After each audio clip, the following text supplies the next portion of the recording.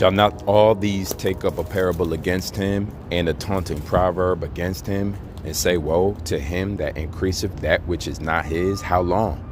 And to him that ladeth himself with thick clay. Thank you.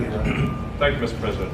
I actually just put myself a humble tech support here because this is actually, as crazy as it sounds, that is almost a literal description of the work that the Doge team is doing, is helping fix the government computer systems. Many of these systems are extremely old. They don't communicate. There are a lot of mistakes in the systems.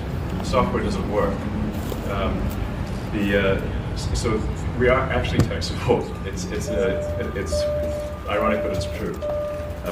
The overall goal here with the Doge team is to help address the enormous deficit. We simply cannot sustain as a country a $2 trillion deficit.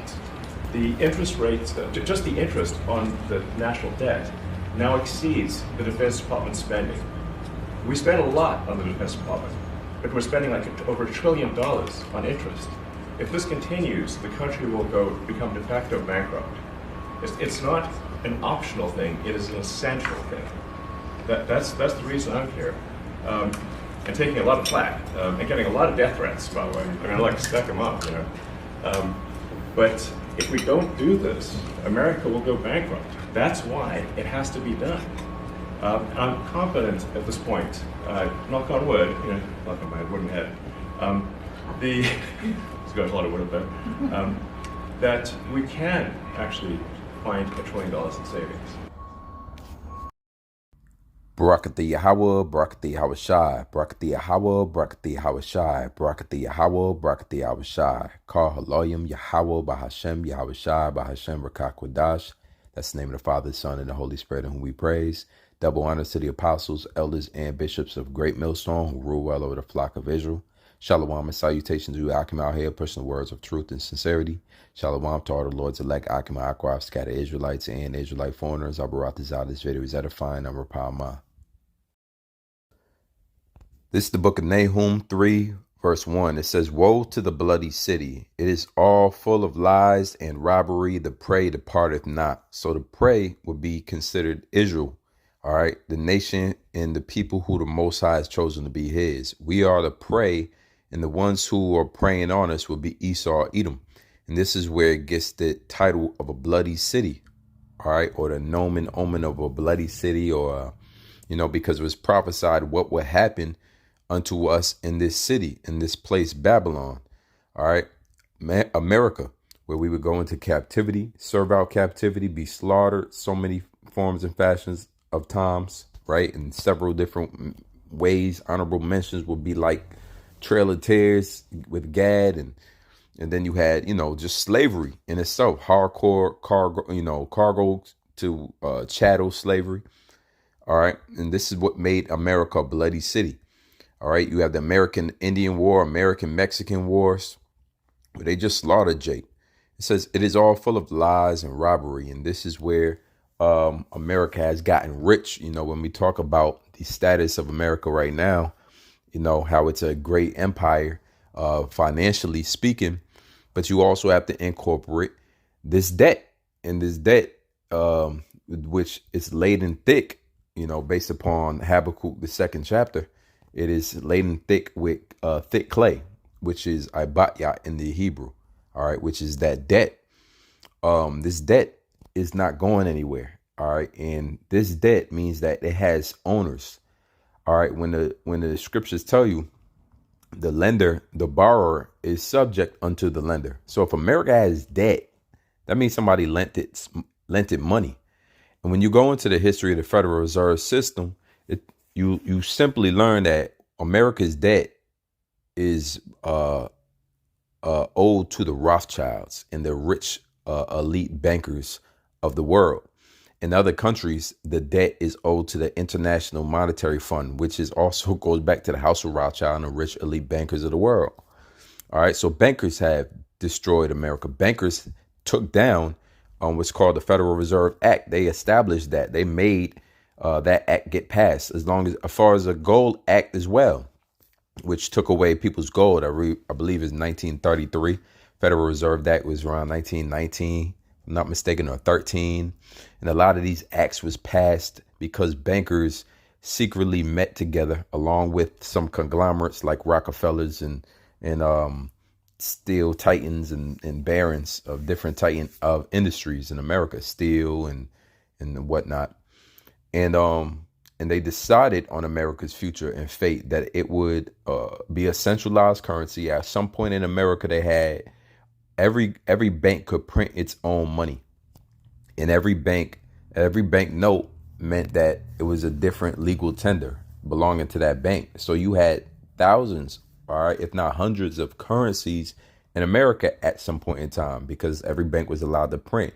Once the centralized bank came around, not no more, which allowed for America to be uprooted and taken over, financially speaking. All right, that's when the Treasury became, a private entity, a private organization. The Federal Reserve is a private company. Think about McDonald's running your healthcare. That's how it works in America. So it's all full of lies and robbery. Even how this system works is a lie. How the money is printed, how much the money is worth. Why is it devaluating? If this country's so strong, why is the currency always being inflated? How come houses costed $28,000 during your grandpa's era, and now that same house is 100 times fold? Probably 1.2 million. So it's all full of lies and robbery. People are manipulating currencies. It's called fiat currency for a reason, meaning to be, or basically it's a fake manipulated currency. It's not backed by anything. That's what the Gold Act did. Took away the backing of the US dollar. All right. And then they actually came and made it illegal for you to possess gold. So it was a robbery. In many ways, it was all full of lies and robbery in more ways than one. And the prey are still here. All right. So as people like to point out what Jake is doing, oh yeah, but black people and this, that, and the third, your own people robbed you. They robbed every single last U.S. citizen has been robbed. As a matter of fact, when you drop down, I got Revelations 13-16, and he calls it that he's that beast. That beast is going to be destroyed, by the way, right? Very soon. We're at the time in which that woe to the bloody city, that destruction comes about. We're at the end. And these are all of the prophecies concerning the end times that help us navigate and measure where we are in that sequence. It says, verse 16, and he calls of all that he's the beast system. All right. The beast system includes America. It says both small and great, rich and poor, free and bond, to receive a mark in their right hands or in their forehead. That word mark goes into the Hebrew Greek word charagma, which means cut. You actually ask a Greek person what charagma say, they'll say scissors or cut. So it's an actual incision. It's a cutting inside your flesh. It goes inside your hand or in your forehead. It's a physical mark. All right. It says, which is it's a device. It's a device that holds an antenna. It holds a radio frequency antenna, and then it has storage. It has a piece for storage, and it's only the size of a grain of rice, and it's implanted subdermally under your skin or in your forehead. So they have the ones that go inside your head, like Neuralink. It says, in that no man might buy or sell, say that he had the mark or the name of the beast or the number of his name. So it's key to mention that in the beginning of that clip with Elon speaking, and he's the only one standing up, man. You know what I'm saying? And it just looked crazy. And he's, notice how he tapped on his head too. But in that clip, he says, all the systems are old. We're finding waste. We're finding waste by changing these old, outdated computer systems. Your systems are old. We have to upgrade the system. Yeah. Well, the greatest upgrade that you're going to see is in the sense of this beast causing everybody to take this mark. And verse 17, no man might buy or sell, save that he had the mark. or the name of the beast or the number of his name. If you don't have this device in your hand or a scannable device in your head, you won't be able to function in this society anymore, because everything's going to be upgraded. We got now Elon in office. All right, you're going to be able to use crypto for a while. You know what I'm saying? There's going to be a lot more purchases with crypto, and it's just going to be a gradual approach to this mark. All right. And so let's go into a short clip. The real tax on the American people.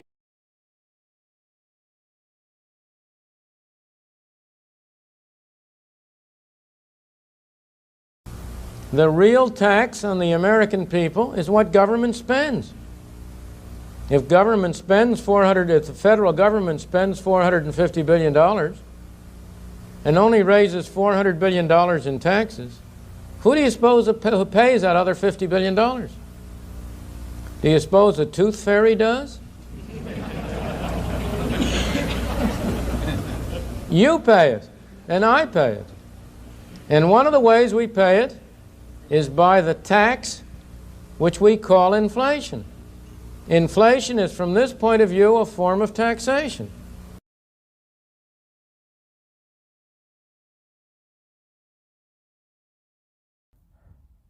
Now, as long as I've been in the truth, what we've done at GMS, as you can see now, Elon has officially made a Doge clock.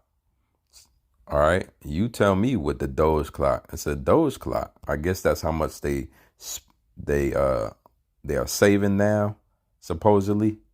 How much Doge clock is finding, whatever. But that's Elon's thing. As you can see here, I'm gonna highlight it. I'm gonna circle it. That's Elon's doing. That was never there. Obviously, that hasn't been there. But you can see defense spending, debt per person, per citizen, debt per taxpayer, $323,000. That's what each American owes. And then you go over here to the U.S. national debt. Let me change the color.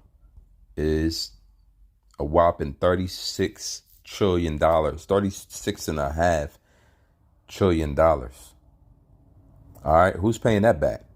Okay, so as the debt is nearing 37 trillion, that means America, you know, is broke, man. Is super broke. All right. Everywhere you look, it's money being spent, wasted, and that's the topic of conversation right now. All right, now getting back into the scriptures, Lamentations 4:21. Rejoice and be glad, O daughter of Edom that dwellest in the land of Uz. So this is dealing with the nation of Edom now. See, the Most High categorizes peoples by nations, nationalities. Some would say race, which comes from raza or gene, right? Genetics, a gene, all going back to a seed. You are of the seed of your father. Your father has the seed in the form of sperm. He impregnates your mother who has no seed, just like the earth, right? The seed drops in the earth and then it grows. So you are who your father is. Everything is done by the progenitor, right? That's why the father's name gets adopted at the marriage. All right. So, O daughter of Edom needs to rejoice and be glad. Why? It says, thou that dwellest in the land of Uz, the cup also shall pass through unto thee. So that cup is not a good thing. That cup is a bad thing. So why is it telling them to rejoice? Because they have a little bit of time to enjoy themselves. The cup hasn't passed yet, but you slowly see it passing, especially with the debt clock. Okay, especially with these programs and in these agendas needing to hurry up. They can't stay private no more. The internet is exposing things at lightning speed, right? Fiber optic speed. And Esau can't handle all the pressure. So now he feels that his time is coming closer. The prophets are out here prophesying doom. Prophets of doom amongst great millstone. We prophets of doom. There is no, this cup being passed to Esau is doom. Again, rejoice and be glad, O daughter of Edom that dwellest in the land of Uz. The cup also shall pass through unto thee. Thou shalt be drunken. Thou shalt make thyself naked, fully exposed. The punishment of thine iniquity is accomplished, which is a good thing. O daughter of Zion, that means we're done with our iniquity. We're done with our punishment. We've suffered enough, the Lord will say. It says he will no more carry thee away into captivity. So this is a super blessing that comes along with this being the last captivity that we'll ever see. This is the last captivity. It's almost a celebration in itself. In the midst of our captivity, we realize that we'll be taken out of captivity and never again brought back into captivity. That's worth taking a moment. That's worth taking a shot. It says the punishment of thine iniquity is accomplished, O daughter of Zion. Now we could cheers to that. He will no more carry thee away into captivity. He will visit thine iniquity, O daughter of Edom. He will discover thy sins. And so it's a change. The Most High, he still remains angry, but his anger now will be towards Edom. There will still be destitute people, but the destitute people will be Edom. There will still be a nation who the Lord blesses, but the nation that the Lord blesses will be Israel. So he's just switching the blessing, taking it off of one nation and putting it onto his chosen people, Israel. All right. So the nation that is blessed now, but that won't be blessed in the kingdom is Esau. And how do we know this? We're supposed to have, here it goes. Well, let me read this. Malachi 1:4 says, whereas Edom saith, we are impoverished, but we will return and build the desolate places. And this is what you hear in that Elon speech that I played in the beginning of the video. You hear them talking about how to build it back up. You know, Bob the Builder, Elon the Builder, building back America. Trump the Builder, make America great again, MAGA. Which the word MAGA, I forget what it means, but it's a demonic word. It means something like, Baal or something like that. It's demonic. We are impoverished. How are you impoverished? What would that word mean? It says a person or area made poor. You see that? Made poor. We are impoverished. Why? Because y'all in debt. That's one of the main. You made poor. You're poor because you spend all the money. You robbed all the people. And guess where all them trillions of dollars go? Wherever the elites wanted to go. Rothschild's famous quote, Maya Anshar Bauer, also aka Rothschild, give me the gold and I care not who makes the laws. Because you can buy them off. We are impoverished, but we will return and build the desolate places. No, you won't. It says, thus saith the Lord of hosts. See, Esau speaks proudly, right? Matter of fact, where did you get that proud speaking? Daniel 7:8. I considered the horns. This is the horn that came out of the fourth beast, the fourth beast, the Roman Empire. These horns exist today. And behold, there came up among them another little horn. This is America. Before whom there were three of the first horns plucked up by the roots. 3 countries was over here fighting for this land until America was formed, which is France, Spain, and England, or Britain rather. So there were 3 of the first horns plucked up by the roots. So America came out of those 3. It says, and behold, in this horn were eyes like the eyes of a man, speaking great things. And this is where Esau gets his MAGA, make America great again. This is where American Edomites, they are, they get turned on, not by women, but by making America great again. That turns them on. They could sit there, you don't even want to know what they could do when they hear MAGA or, these words, and how Elon and Trump are united again to make this country, and we're saving money, and we're finding that, and we're creating a new system, and we're going to drain the swamp. Oh man, they get excited, man. All right. It's a sick thing to see, but this is the great things that they desire to be heard. Now that society, it's overwhelmingly obvious that Americans need you to speak great things. You just can't be a leader that wants to, keep everybody fine and keep the status quo. No, you got to be able to make it great or nothing at all. It's the great things. It says, I beheld then because of the voice of the great words which the horn spake. I beheld even till the beast was slain. So guess what? The beast, right? NATO, EU, along with America, is going to be slain. It's going to be destroyed. The scriptures tell you that I beheld to the, till the thrones were cast down. All right. And that stream of fire, fiery stream issued from the Lord. So this place is to be burned. It says, and his body destroyed and given to the burning flame. So Babylon is to be destroyed, which ought Babylon, which ought to be destroyed. Right? Jeremiah 28:8. The prophets that had been before me and before thee of old prophesied both against many countries and against great kingdoms. What makes America great? It's in the name, MAGA, make America great again. So what made this place great once upon a time? Well, slavery. Well, the fact that you stole somebody else's land and you was able to do whatever you want and then make slaves to build it up. And even if every Edomite person didn't own a slave, you prosper from having a class of people under you at all times. You profited by being a superior class of a superior class.